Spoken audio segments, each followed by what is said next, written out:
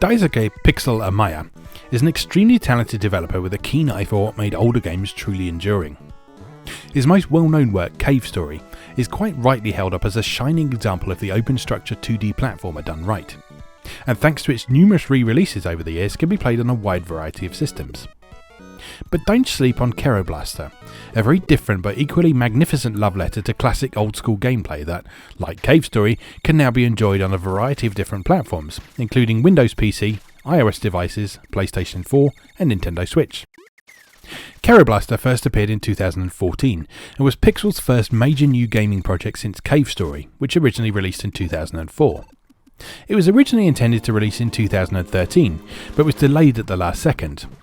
The version that eventually hit digital store shelves was subsequently updated with a new, harder Zangyo game mode in 2015, and this is the version that made its way to PS4 and Switch. What would eventually become Kero Blaster was originally revealed in early 2013 at the Japanese indie gaming meetup known as Bit Summit. At this point it was known as Kero Blaster, after the Japanese onomatopoeia for a frog ribbiting, Gero Gero, and based loosely on a comic Pixel had drawn back in college that featured himself as a frog and his girlfriend as a cat.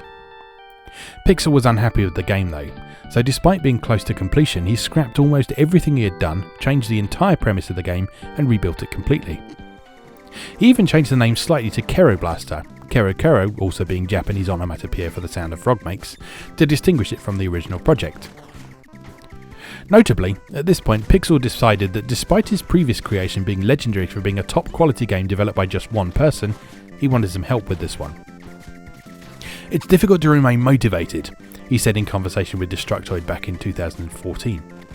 "I've had many days when I couldn't get motivated and I've ended up wasting a whole day.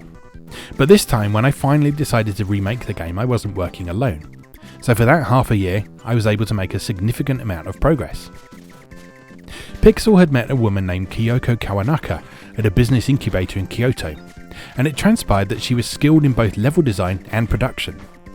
He brought her on board to assist with Kero Blaster, leaving the level designs to her while he concentrated on the programming aspect. "When I worked alone," he explained, "I would waste a day on a bug that I couldn't figure out, that by the evening I would feel depressed about the current condition of the game. But by giving a part of the game to another person, I was able to focus on smaller parts while the stages in the game were steadily being created. This way, I didn't really have to worry about losing motivation." It worked out well. Kero Blaster is a slick and polished game that, while quite different from Cave Story in terms of execution and structure, deserves to be held in equally high regard. In Kero Blaster, you take control of an unnamed frog who works for Cat and Frog, a company that makes and manages teleporters.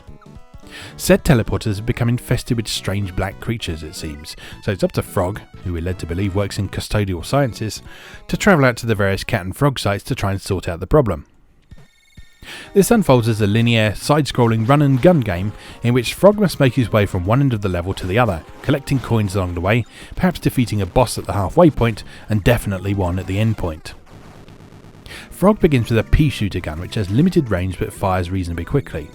The coins can be used as special Cat and Frog branded bubbles that appear in the stages to purchase upgrades for his weaponry and increases to his maximum life. Completing a level typically unlocks a new ability, be it a new weapon, which can subsequently be upgraded, or the double jump enabling jetpack. The weapons are enjoyably varied. The pea shooter upgrades to a much longer range repeater and then a powerful laser, and over the course of the game Frog will acquire a wave gun which becomes a spread shot, a bubble gun whose projectiles roll along the floor or float upwards in water, and a flamethrower that makes short work of icy enemies. Each upgrade is more than just a power increase too. The appearance of the projectiles changes, the sound of firing often changes, and sometimes additional functionality is added. Being a game very much designed in the old school mould, Kero Blaster makes use of a live system. Unlike other games that deliberately attempt to recapture a retro feel, the outstanding Freedom Planet is a good example, these actually have significant meaning here, since although losing one life just puts you back to the start of the room you're in, losing all your lives puts you right back to the start of the whole stage you're on. And later stages in particular are rather long. It's not all bad news though. You keep all your weapon upgrades and all the coins you acquired when you continue. So if you're really struggling with part of the game, you can effectively grind until you're able to upgrade your weapons to make it through more easily.